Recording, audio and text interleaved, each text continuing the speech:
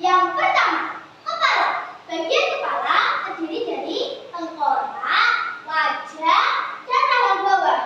Yang kedua, leher. Dan yang ketiga, batang tubuh.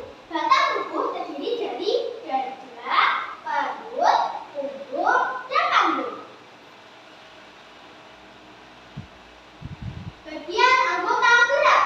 Kira-kira dari teman-teman ada yang bisa menunjukkan mana saja bagian anggota gerak manusia? Atau ada yang mau jadi teman praktek saya? Pembagian anggota gerak terdiri dari dua bagian. Yang pertama, anggota gerak atas.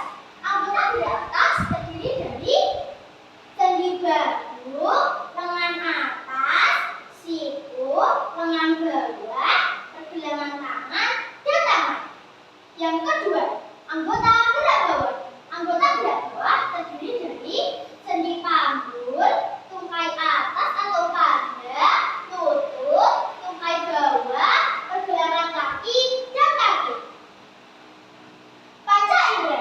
Panca indera adalah 5 alat indera utama yang dimiliki manusia untuk menerima rangsangan dari lingkungan sekitar.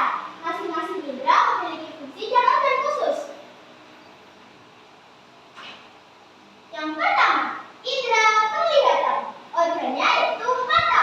Fungsinya yaitu melihat dan mengenali bentuk, warna, cahaya, dan gerakan.